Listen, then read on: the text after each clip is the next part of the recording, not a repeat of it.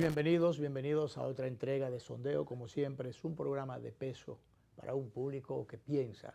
El buen provecho, como siempre, el deseo de buen provecho a los amigos que nos acompañan a esta hora, que son muchos y que son de mucho tiempo, ¿verdad? No han sido fieles. Así es, así es. Cuando van al supermercado te mandan saludos y esas cosas. Bueno, gracias por eso, agradecidos de su teleaudiencia.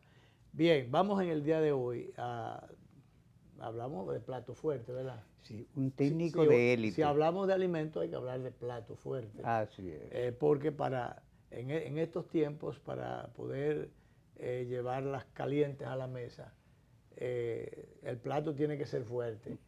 No porque necesariamente el contenido tenga todos los ingredientes proteicos necesarios para una dieta equilibrada, balanceada y que aproveche, sino porque realmente son momentos difíciles que para llevar las cosas a la mesa, el costo de la vida le complica la existencia a los que están vivos. Así es. Porque a los otros están en el recuerdo, ¿verdad?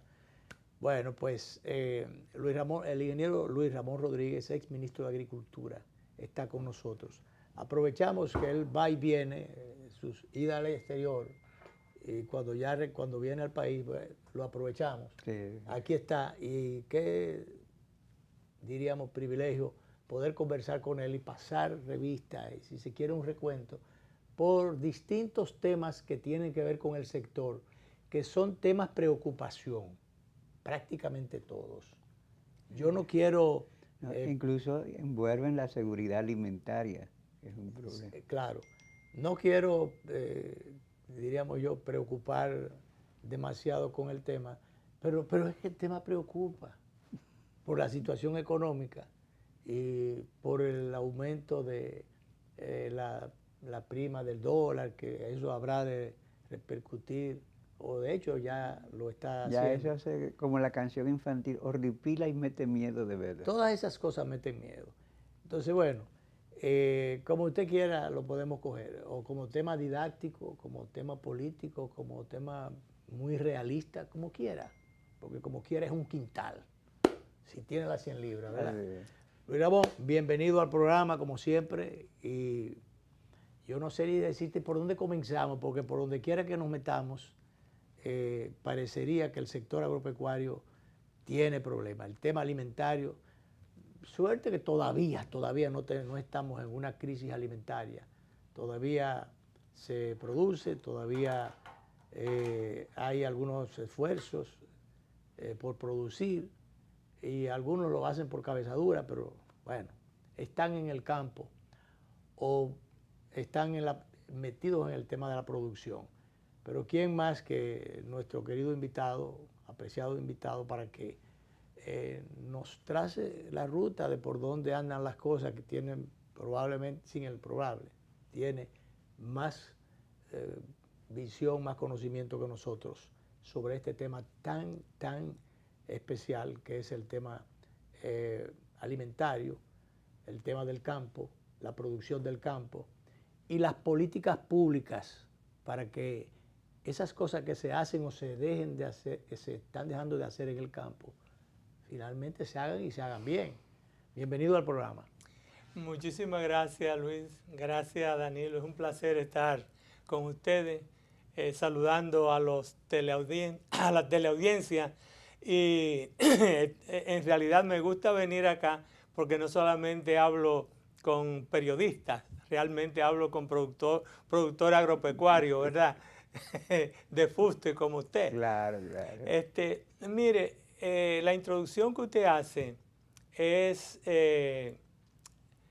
muy importante porque el sector agropecuario, a pesar de las dificultades, digamos, ancestrales que ha venido padeciendo por muchos años, desde los años 80 en adelante, el sector ha sido descuidado.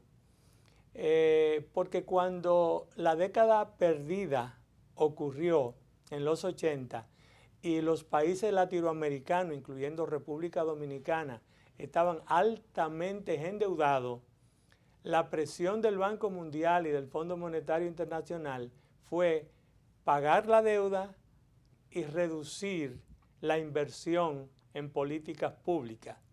Entonces, el sector se ve en la disyuntiva, o los políticos que dirigen el Estado, cuando se tienen que enfrentar a una situación como esa, de recortar inversión, ¿dónde van? ¿A la educación o agricultura? Bueno, le quitan agricultura. ¿A la salud o agricultura? Le quitan agricultura. Entonces, a partir de ese momento, el mismo presupuesto de agricultura ha ido reduciéndose como porcentaje del presupuesto nacional. Encima de eso, los productos agropecuarios siempre han tenido una especie de control o una especie de barrera que limita el incremento. Cuando los precios tienden a subir, se importa. Entonces, los productores nunca tienen la facilidad de tener suficientes ingresos y eso no permite que ellos puedan adquirir tecnología. Pero si no tienen suficientes ingresos, se supone que no tienen el suficiente estímulo para poder seguir produciendo. ¿Y qué más indicado para quitar el estímulo al productor que la importación o importación masiva de productos prácticamente y de manera recurrente casi en el tiempo que los productores van a coger la cosecha? Esas políticas de importación que se hacen gobierno tras gobierno o generalmente gobierno tras gobierno y muchas veces también al margen de las autoridades del sector agropecuario. Decisiones que vienen por otro lado, funcionarios influyentes, usted y yo conocemos de eso, funcionarios influyentes que muchas veces desde el mismo palacio se meten en el sector a tomar decisiones que van contra las políticas que el ministerio está aplicando o debe aplicar. Y entonces no hay peor desincentivo que ese, que le inunden el mercado cuando ya la cosecha se va a coger. Sí, eso es una parte, digamos, del problema. La otra parte del problema es que en la medida que el sector carece de rentabilidad, en esa misma medida la inversión sectorial se reduce. En la medida en que fracasa el seguro agropecuario, en esa misma medida la inversión se reduce. Entonces, quedan pocos agricultores cada vez en algunos cultivos específicos, especialmente los que están orientados a la exportación, y los que están orientados al consumo nacional sobreviven. Pero entonces, ¿qué ocurre? Los que están orientados hacia el consumo nacional son una serie de 6 cultivos específicos, tienen un problema, las importaciones, que son indeseables desde todo punto de vista.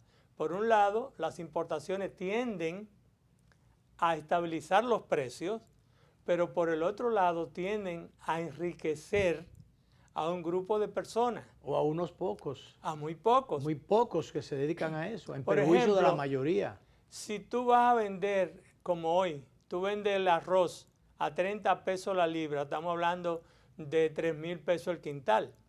Pero hoy día, en los primeros 6 meses del año, se han importado casi 450,000 quintales de arroz. Y el 51... En un país que se hablaba en algún momento de que íbamos a exportar. No, tenemos los almacenes llenos y los silos llenos. De hecho, no hay dónde colocar la cosecha. Pero los silos llenos de arroz importado. De la producción nacional más 4.7 millones de quintales que se importaron el año pasado. O sea, hay arroz para 6 o 7 meses de consumo y le estamos metiendo 5 millones más de la cosecha de ahora. Entonces, ¿qué vamos a hacer con ese arroz? Y además, ¿por qué los precios, si usted va al supermercado, se encuentran que están por allá arribota, por las nubes? Bueno, porque ahí vamos. ¿Quién es que no quiere perder ahí? Los importadores que importaron quizás caro y en dólares, sin necesidad probablemente, o los productores que no quieren vender su arroz a precios bajos y entrar, diríamos, a presionar a las importaciones que ya se trajeron irregularmente o quizás innecesariamente. ¿Qué es lo que se da ahí? El productor no tiene muchas capacidades. No, el productor no tiene mucho espacio para presionar ni a los molineros ni a las autoridades, porque como decimos en el campo, después que como quiera pierde. Sí, porque además cuando tu arroz se madura, tú tienes que cosecharlo. Entonces, ¿cuál es la situación? Bueno, que los molineros dicen, bueno, yo no puedo acopiar más arroz porque no tengo espacio. Tú me lo dejas a un precio tal, con una tara tal. Entonces, él es el que aprovecha la coyuntura y pone el precio él. El precio y la tara. De hecho, creo que antes de ayer había una reunión de la Comisión Nacional Arrocera tratando de llegar a un acuerdo a ver cuál va a ser el precio del arroz para esta campaña. Pero todavía no salió a relucir. ¿Para esta campaña electoral? No, para la campaña, nosotros decimos campaña a la cosecha, de esta cosecha.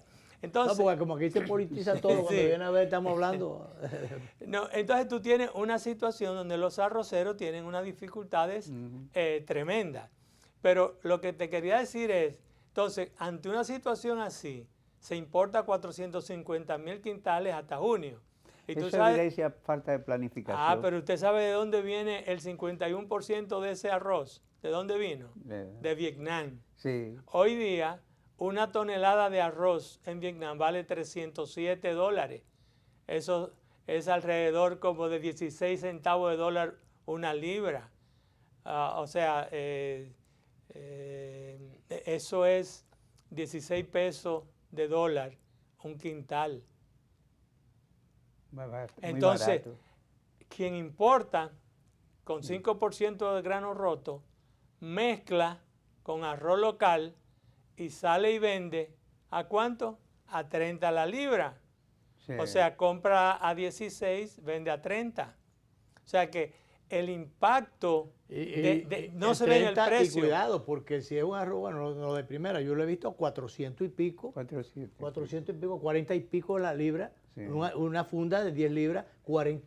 El arroz que se identifica como premium está 400 y pico. Sí, 400 y pico, 42, 43 pesos la libra. Ajá. Sí, sí. Pero el selecto superior está más o menos a 30, 34 pesos la libra.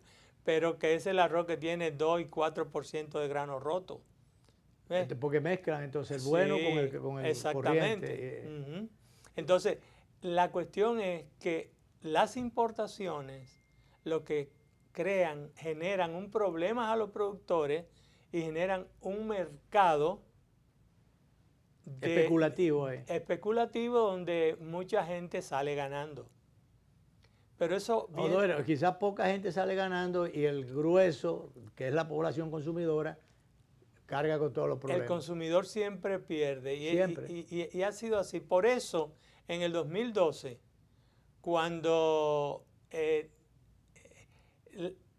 pongámoslo de esta manera, los permisos en el Ministerio de Agricultura siempre han generado una especie de rabia entre los productores. Claro. Y con razón.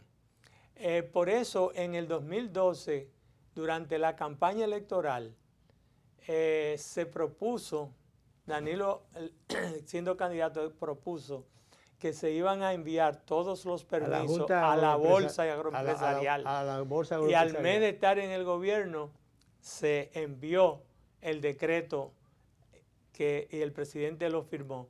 Y desde ahí pero ¿eso se mantiene allí todavía? Ese es el problema, que no se mantiene. Ahora no se mantiene. Además de que usted, igual que yo, sabemos que a pesar de que esa era la decisión por decreto, sin embargo, habían algunas importaciones, algunos permisos que fuera de ahí se otorgaban, porque habían a veces funcionarios que tenían por detrás un negocio y tomaban sus decisiones al margen de esto, alterando lo que era la política de Estado o de gobierno para tratar de resolver esos problemas.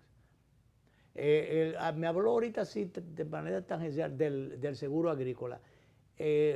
¿hasta dónde esto funciona? Yo recuerdo cuando en el gobierno de Jorge Blanco creo que fue, y el consultor jurídico era Manuel Esquea, que se creó el seguro agrícola, creo que, no sé si por primera vez, pero por lo menos en ese momento se hizo un esfuerzo, creo que era ADAC, algo así. Eso quebró, después se intentó más adelante, pero no hay una cultura del agricultor, del productor, no hay una cultura necesariamente de asegurar su producción. ¿Qué tanto está funcionando lo que se tiene y qué tanto se ha dejado de hacer, quizás por la falta de la creación de esa conciencia o de esa cultura? Porque, ¿qué digo yo? ¿Funciona o no funciona el seguro agrícola? ¿O llega muy poco, que yo sepa? El seguro agrícola, hay una compañía que se llama Agrodosa, que es 90% del Estado y 10% del sector privado, que básicamente maneja de manera muy precaria el seguro agropecuario. Ilimitada. Sí, porque el seguro agropecuario, se creó una ley de seguro agropecuario, como en el 2011. Esa ley, cuando se incluía la creación de la Dirección General de Riesgos Agropecuarios. Y esa ley, cuando se llevó a cabo la implementación, se establecía que se le iba a entregar a la DIJERA 150 millones por año hasta llevarlo a 600 millones. Se iba a capitalizar. Se iba a capitalizar. ¿Por qué? Pero eso no se ha hecho. No, se dieron los primeros 150 millones y no se siguió aportando más. Entonces, con 150 millones, el programa de ir incluyendo productos dentro del listado del menú que se iban a dar subsidio para el seguro, eran 11 productos que teníamos interés por la producción local y por la exportación, pero iba a ser de manera paulatina en la medida que los fondos fueran llegando. Pero a alguien se le ocurrió la idea de colocar los 11 productos solo con los 150 millones. Entonces, no alcanza. Por tanto, hoy día el sistema está básicamente inoperante porque además el sistema está diseñado para que compañías privadas de otros, digamos, otros seguros privados puedan entrar y proveer seguro agropecuario.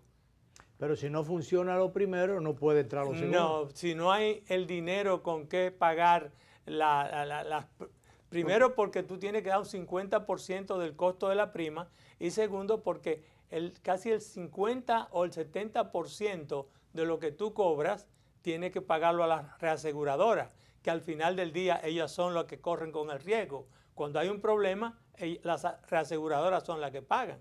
En realidad no es la compañía local. Prácticamente se abortó sin que naciera. Sí, así fue. Pero ¿por qué no se incluyen esos recursos, esos aportes en el presupuesto? Yo creo que, según yo lo veo, es como falta de aprecio que se le tenga al sector dentro del equipo económico, porque esas son decisiones que el ministro tiene que empujar mucho con el presidente y el equipo económico y decirle la necesidad. A veces directamente con el presidente, porque como dices, los técnicos actúan como técnicos, muchas veces, generalmente, si no son técnicos que ya están muy ligados al partido, que hayan adquirido alguna conciencia o experiencia política, actúan como técnicos cuadrados solamente. Y entonces ahí el fracaso viene porque no hay el apoyo político. Y no todas las veces o no todos los presidentes, porque el ministro puede y sabe y conoce el sector, pero no los presidentes necesariamente. Yo recuerdo, yo tengo el dato de que en una primera etapa el presidente Leonel Fernández desconocía el sector como es natural, era abogado, no tenía esa experiencia de Estado, y no tenía en la primera etapa, no conocía el sector agropecuario y se atribuye que en los quizás primeros 2 años del gobierno del presidente Fernández no hubo todo el apoyo al campo, hasta que el presidente aprendió después. Y así mismo pasa con el actual. Entonces, y nos vamos a meter en esa parte ahorita, por medio salpicar un poquito con algo de política.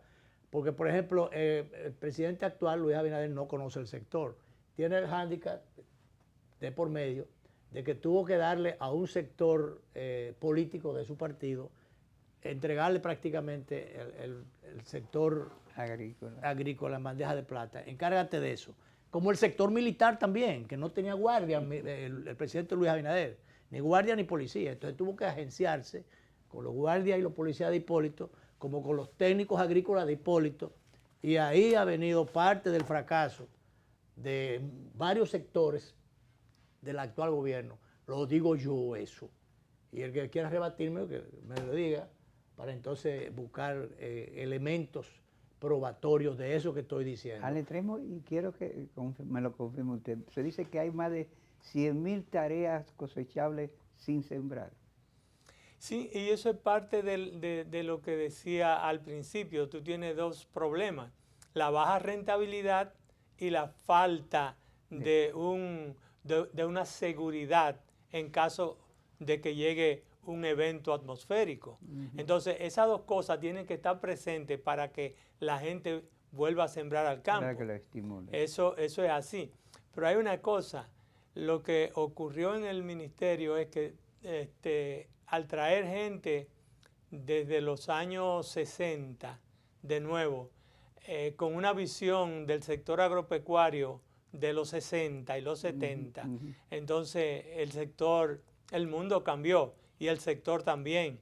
Hoy día, aunque hoy día ya no sabemos si hay o no hay tratado de libre comercio, pero aún con el libre comercio, el sector agropecuario debe mejorar la rentabilidad, mejorar la competitividad, y el sector agropecuario debe avanzar más hacia las exportaciones y el fortalecimiento de la producción nacional para el consumo de los dominicanos.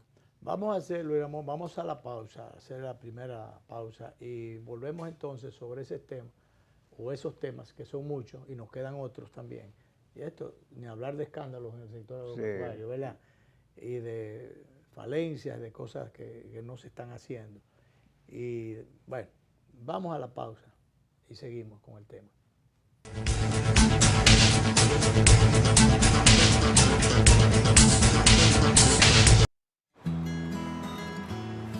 Yo decidí venir para acá para que mi familia viva más cómoda allá.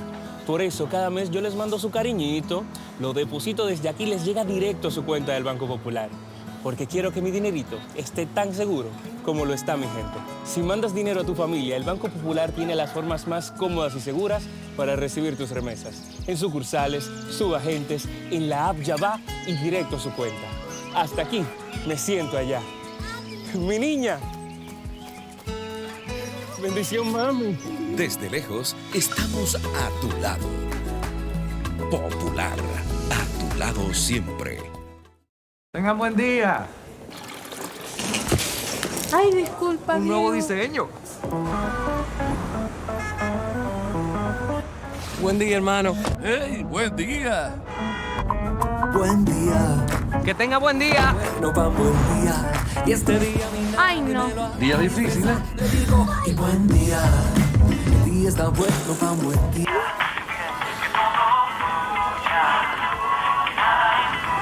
Ay, perdón. No, no te preocupes, está bien. Amor, qué buen día tuve hoy. Tan bueno como el mío. Los buenos días los hacemos todos. Café Santo Domingo, 80 años haciendo los buenos días de los dominicanos. Buen día.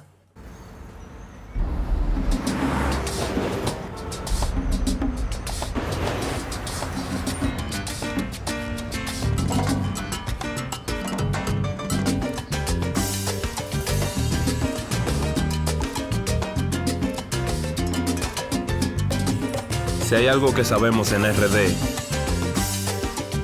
es fajarnos en equipo.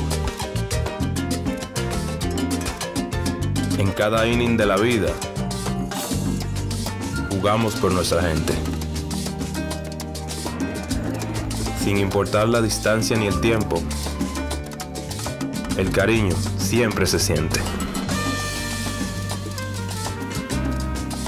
Porque donde hay un dominicano, hay alguien brillando por lo suyo.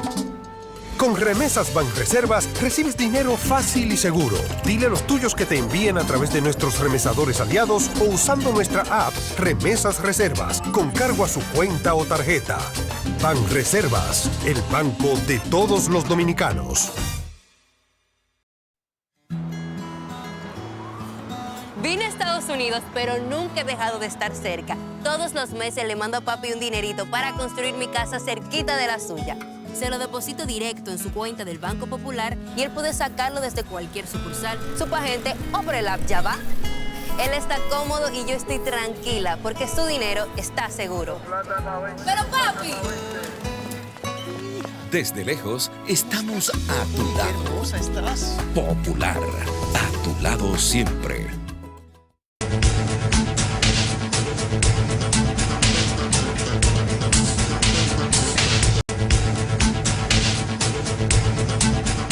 Bien, seguimos conversando con el exministro de Agricultura, Luis Ramón Rodríguez, apreciado amigo, un técnico calificado del sector y un preocupado, como es natural, por estos temas.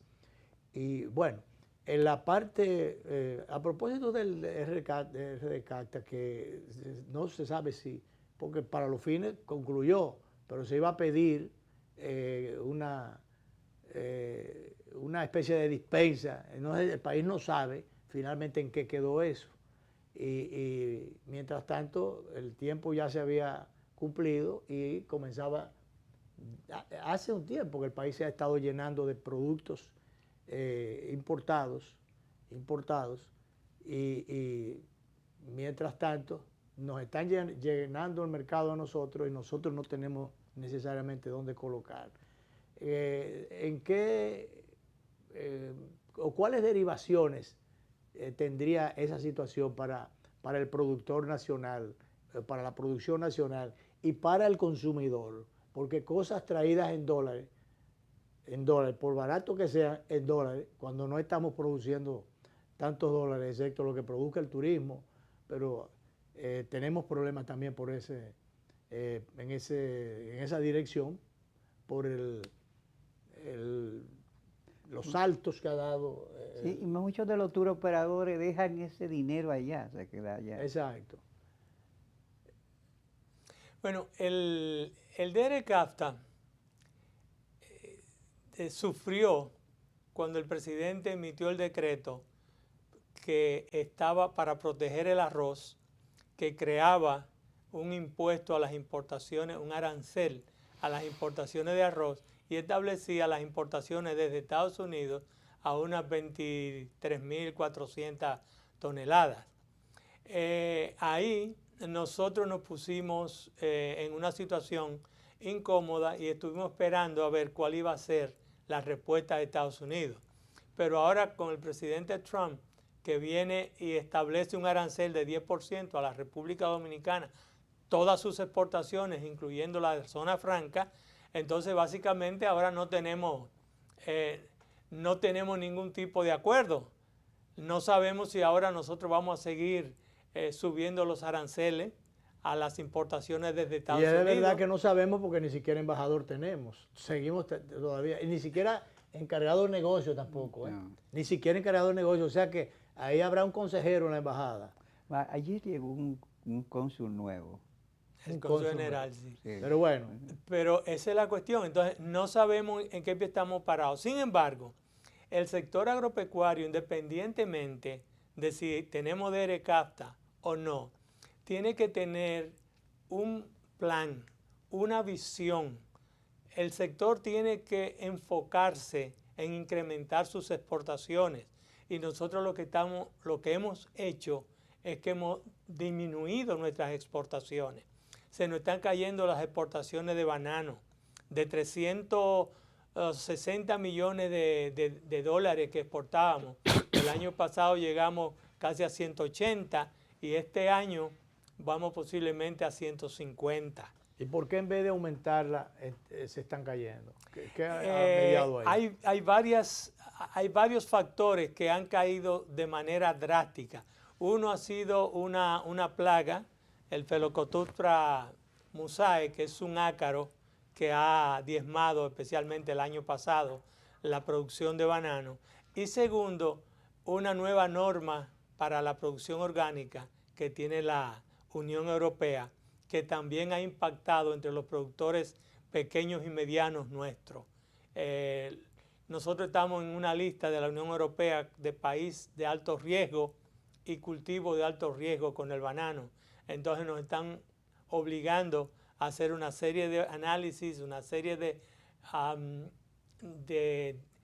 inspecciones que están costando entre $4,000 y $6,000 por año. Entonces un productor pequeño que tiene más de 5 hectáreas le resulta muy costoso. Entonces hay mucha gente que está cambiando ya el guineo o el banano por otro cultivo. Se nos ha caído. Y no ha habido posibilidad de que el productor aproveche el mercado local, habida cuenta de las, a veces, escasez de plátano, las dificultades que se ha tenido con el plátano o con otros rubros. No ha habido posibilidad, no ha funcionado, diríamos, la logística para poder aprovechar el mercado local, o eso no ha sido sí, suficiente. hay mucho banano verde y mucho banano maduro que está en el mercado local, pero eso lo que hace es que deprime el precio local. Entonces, producir banano orgánico es costoso y ahora mismo aún el convencional, con el impacto que va a tener el alza del dólar sobre los insumos para la producción, eso también va a tener un impacto adicional negativo sobre la producción. Nosotros hemos caído en las exportaciones de mango, por ejemplo. Nosotros vamos avanzando. En lo de mango, ¿por qué ha caído la exportación? El problema de que los programas sanitarios, nosotros tenemos la mosca de la fruta del Caribe, Anatrefa obliqua. Esa es una plaga que los americanos especialmente requieren que tengamos un tratamiento térmico antes de que exportemos, y por el otro lado hay que mantener un monitoreo constante. Eso es para el mango de exportación. Sí. ¿Me puede decir técnicamente por qué, yo lo adivino, sin ser especialista en la materia, pero bueno, me gustaría técnicamente una opinión, por qué no que ha desaparecido, sino por qué la contaminación o la gusanera, para decirlo un buen criollo, de los mangos criollos, el mango morado, a todos los mangos, excepto quizá el mango redondo, al mamillito, a los únicos que no le cae la plaga, pero todos llenos de gusanos. Ya no hay oportunidad de aprovechar ese mango oloroso que producíamos en el país. Como ha habido ese problema en el campo, que se le atribuyen, muchos le atribuyen, pero yo no creo que sea suficiente, a la fumigación aérea, que acababan con las distintas plagas, especies, y se rompió el ecosistema. El ecosistema, el equilibrio que había, y todas las plagas encontraron terreno fértil para propagarse. Esa gusanera, si usted se fija, son unos gusanos blanquecinos que tienen la parte de atrás ancha y adelante son finos. Esos son dípteros, o sea, son larvas de moscas. Esa es la mosca de la fruta. Hay todo un programa, el proceso, el asunto está que como aquí no se le pone atención a ningún susceptor, a ningún cultivo, porque ahí debe haber a nivel nacional, bueno, ni siquiera es a nivel nacional, en la zona productora de mango, un programa constante de instalación de trampas para atrapar moscas, y tiene que haber un programa de eliminación de todos los mangos maduros que gotean de la planta. Hay que enterrarlos, porque si no, tú lo que vas a tener es una población de la plaga permanentemente. Entonces tú necesitas bajar hasta un adulto por trampa por semana para que tú tengas una población, o sea, la prevalencia de la población sea baja y tú puedas exportar de manera adecuada. ¿Por qué? Eso es la exportación, pero yo insisto en la parte del mango criollo, porque imagínense, a menos que no hubiese programas sociales, programas del gobierno para controlar esto, porque en cualquier patio hay una mata de mango, en cualquier sector, sea rural, suburbano, hay una mata de mango o hay matas de mango. Pero esas matas todas están contaminadas, esos mangos no sirven para nada. El que tiene ovejos o animales sueltos, pero para más nada. Y se ha pedido, bueno, pero ¿por qué no controlan? O sea, difícilmente un campesino, un productor del campo que está dedicado a otra cosa va a encargarse o va a tener los medios o la experiencia para saber lo que se necesita y cómo hacer eso. No, eso tiene que ser un programa diseñado de parte del Ministerio de Agricultura con toda la de la ley, que sea la instalación de las trampas, la lectura semanal de la trampa, tener equipos, brigadas recogiendo mangos y ese tipo de cosas. Pero esos programas no existen. Yo recuerdo, ya usted más que yo sabe que ya en el país no existen cítricos. Los cítricos, la plaga la acabó con ellos.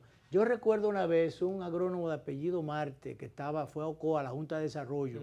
A la Junta de Desarrollo yo participé en un par de reuniones, de visitas que él hizo, que se estaba anunciando un programa que se iba a hacer, iba a iniciar por Ocoa o iba a continuar por Ocoa y que iba, qué sé yo qué. En Ocoa no hay China, en Ocoa había unas chinas chiquiticas, no naranjas, como se habla, chinas chiquiticas.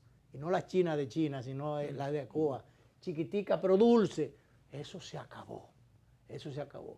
Entonces las toronjas, eso se acabó también. Entonces, los cítricos colapsaron. Colapsaron. Sí, entonces realmente todo lo que hay en los supermercados, todo eso es importado. Entonces yo te digo, si por allá hay, ¿por qué aquí no puede haber si ya antes había? Entonces, sencillamente por falta de programas para eso. Y entonces, ¿para qué o en qué está el ministerio?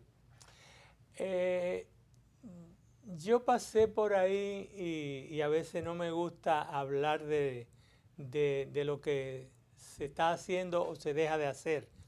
Pero al final del día tú lo que necesitas es tener una visión y tener planes. Si tú llegas sin planes, te va a pasar 4 años, 8 años dando vueltas y no va a salir. Pero tú tienes que tener claramente cuáles son, o sea, definidos claramente cuáles son los problemas, cuáles son las soluciones y buscar los fondos, agenciar los fondos para comenzar a solucionarlo.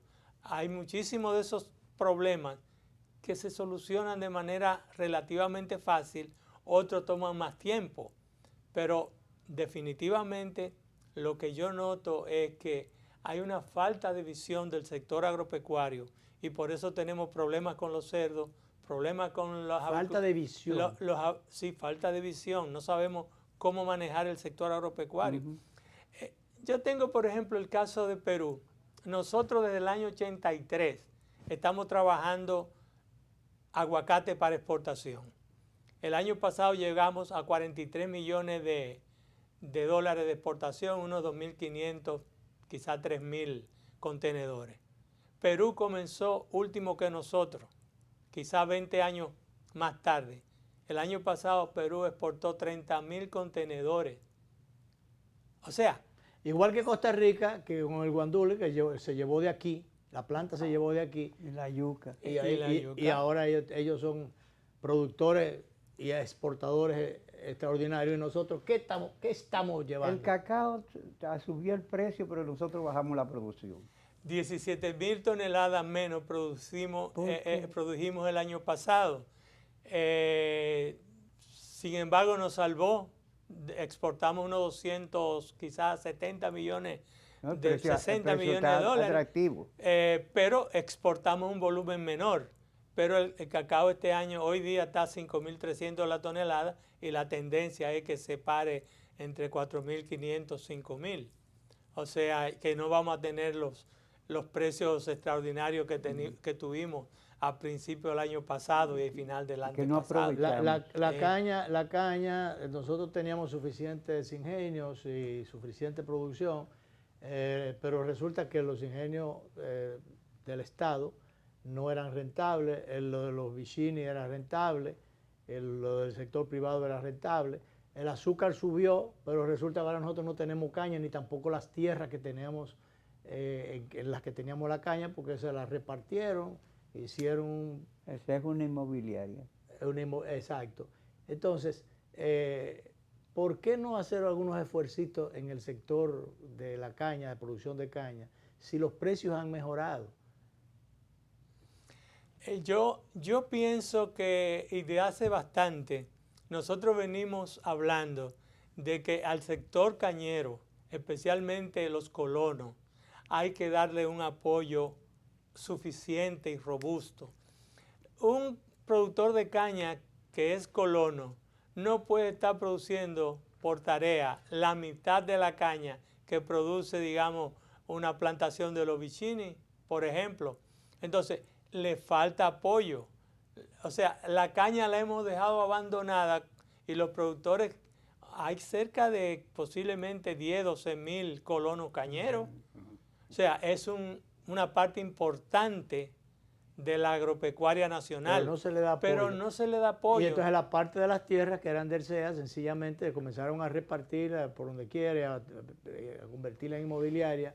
Se habló de diversificación agrícola que tampoco se ejecutó. Porque lo ideal hubiese sido, en última instancia, coger parte de esas tierras para diversificarla con otros productos, pero no, la inmobiliaria. Vamos a repartirla y hacer rico unos cuantos con eso.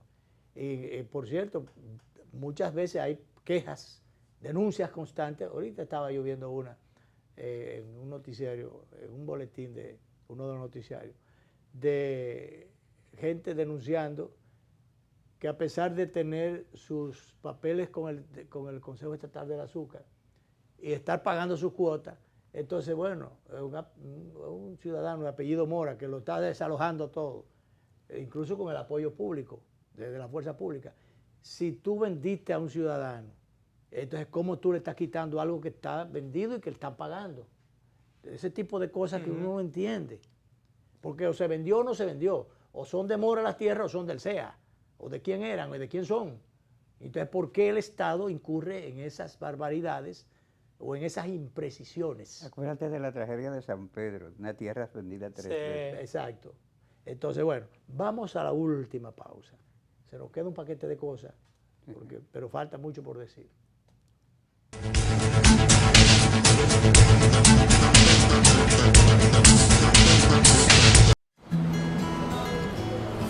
Desde Madrid no dejo de pensar en mi familia allá. Yo quiero que estén cómodos. Por eso yo le dije a mami que descargara YaVa, una app especial para recibir remesas. Es fácil de usar y le permite tener su dinero seguro y disponible cuando lo necesite. Si quiere efectivo, lo retira en cualquier sucursal, un cajero automático mediante código cash o subagente del Banco Popular. Desde la misma app puede pagar sus servicios y recargar su teléfono sin salir de su casa. YaVa es la forma más cómoda de recibir tus remesas. Aunque esté lejos, tengo la tranquilidad, como si estuviera allá. ¡Mamá! ¡Mamá! Desde lejos, estamos a tu lado. Popular, a tu lado siempre. Tengan buen día. Ay, disculpa, Un nuevo Diego. diseño. Buen día, hermano. ¡Hey, buen día! Buen día. Que tenga buen día. No va buen día. Y este día Ay, no. Día difícil, ¿eh? te digo, y buen día. El día está bueno pa' un buen día.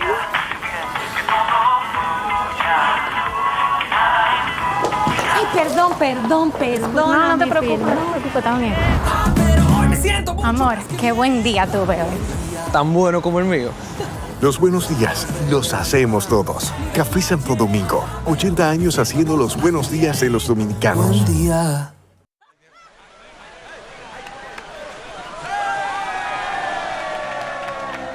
Hemos dado tantos pasos, hemos hecho sueños realidad.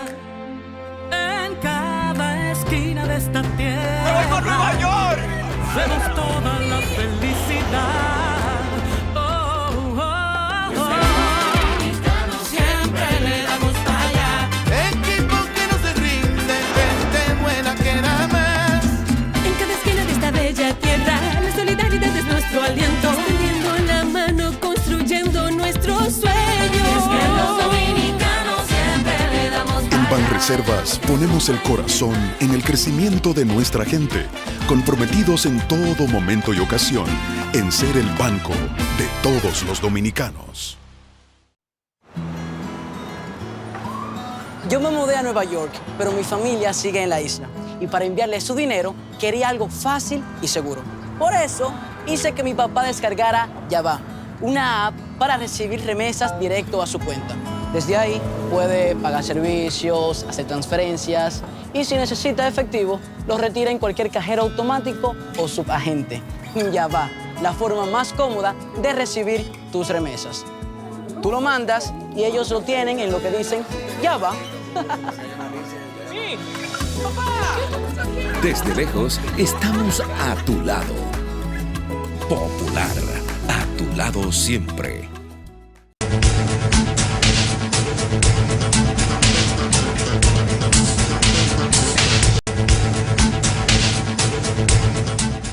Seguimos conversando con el exministro de Agricultura, el ingeniero Luis Ramón Rodríguez, los temas del sector agropecuario, el tema agrícola y de producción es bastante diverso.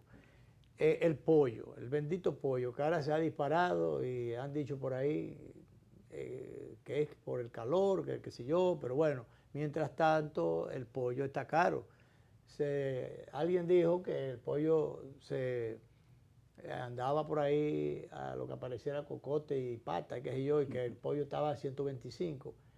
El ministro de Agricultura ha querido desmentirlo, pero resulta que oía justamente esta mañana, en uno de los programas de la mañana, que un productor de, no sé si de La Vega o de qué zona de por ahí, de Moca, por ahí, hablaba y dijo que es verdad que el pollo está por encima de los 100 pesos. La verdad es testaruda. Entonces, lo que habría que hacer es llamar a cualquier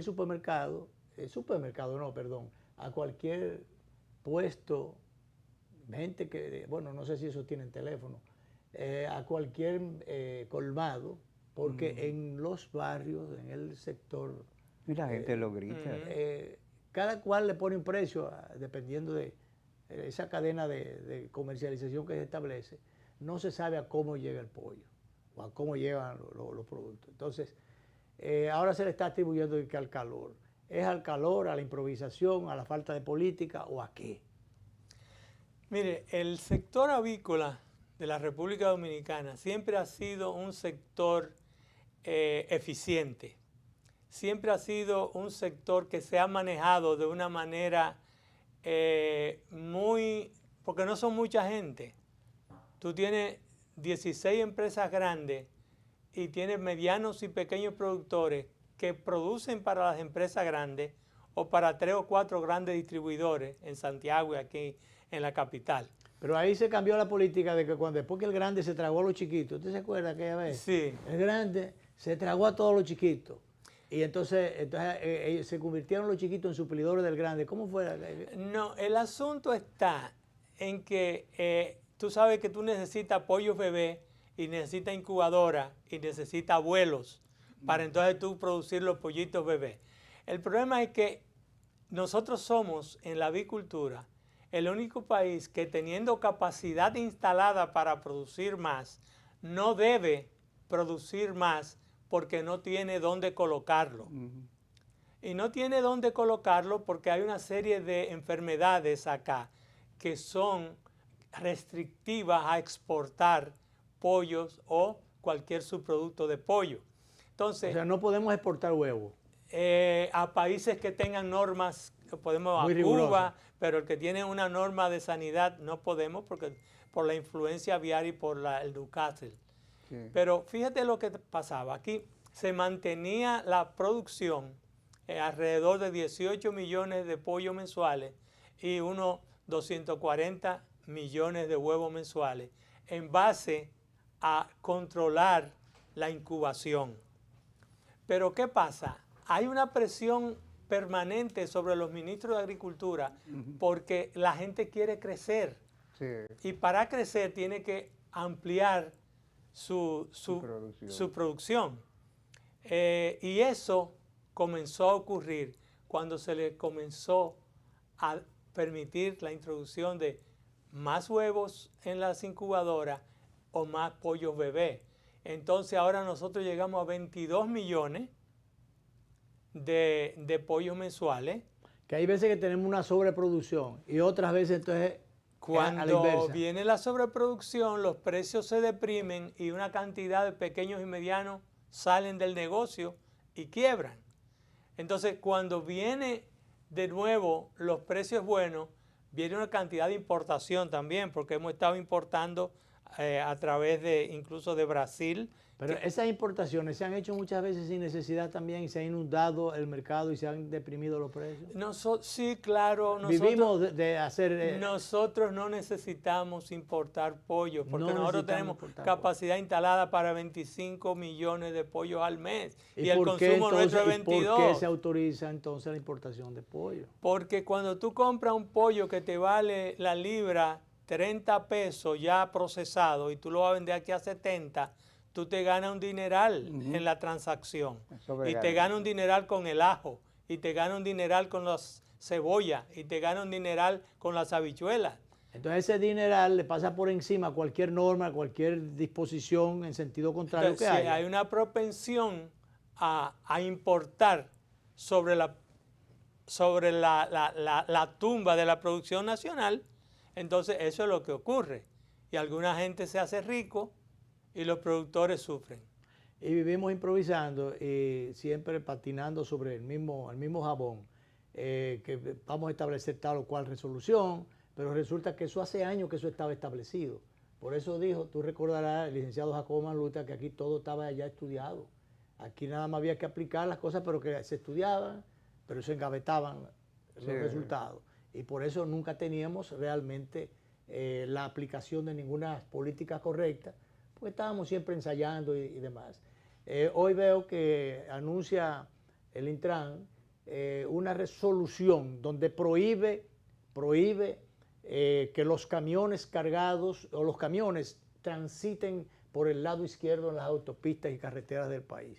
Pero yo te pregunto, y desde estando nosotros chiquitos, antes de saber leer y escribir, no estamos oyendo que los vehículos pesados les está prohibido caminar por el lado izquierdo, que el es el editorial del litín dice eso, que lo que hay que aplicar la norma. Lo que hay es que aplicar lo que hay en la práctica. Sí. ¿Por qué los DGC que están en las carreteras con una pistola midiendo las velocidades, por qué esa gente no se encargan de aquellos autobuses que transportan turistas, pasajeros normales, aquellas guaguas que transportan unos y otros, y aquellos camiones que transportan arena, cargados de arena, dándole puñaladas al río y después van tirando esos camiones la sangre por todas las autopistas, la sangre que le sacan al río. Entonces, ¿por qué a esa gente usted no los pone a caminar por el lado que corresponde? No hay que recordar que a partir de ahora hay una norma, hoy la que había. ¿Y por qué eso no se aplica? Pero por Dios, ¿en qué país es que vivimos? Finalmente, ya estamos casi yéndonos. Pero, y esos escándalos últimos que se están dando en agricultura, que hay hasta el encargado de seguridad, asistente del ministro, ese tipo de cosas. Hay temas de corrupción o de malos manejos o de indiscreciones. ¿Cómo era que decía el presidente? Indelicadezas. Indelicadezas. Discreción, ¿no? Indelicadezas en el ministerio. Eso es para preocupar. Se haya pasado por agricultura o se esté donde se esté. Como ciudadano, como dominicano, ese tipo de cosas preocupan. ¿Por qué ocurre ese tipo de cosas en el sector público? Yo me quiero ser el sueco ahora y hago la pregunta. No, mire, hay una serie de actividades que se llevan a cabo en los distintos ministerios. Y hay algunas de ellas que están en áreas que son muy sensibles. Y si esas áreas sensibles se dejan desatendidas, se da como la oportunidad para que se cometan las indelicadezas. Yo espero que lo que el Ministerio Público está haciendo pueda esclarecer qué fue lo que ha pasado, pero en definitivamente eso crea unos ruidos que son innecesarios por demás. Pero, y que le hacen daño al sector. Sí, y además el sector no está como para que siga habiendo más dificultades y más pérdida de confianza en las autoridades que están supuestas a mejorar la condición de vida de los agricultores, a resolver los problemas del precio de la leche, que la gente se está saliendo de la producción de leche y se está yendo a la producción de carne. O sea, es una situación muy compleja que se complicará más si la tasa de cambio sigue subiendo. Sí, finalmente, final.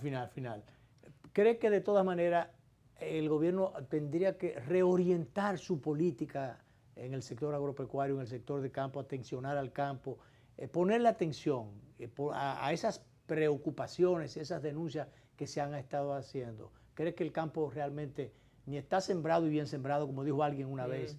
El campo no anda bien.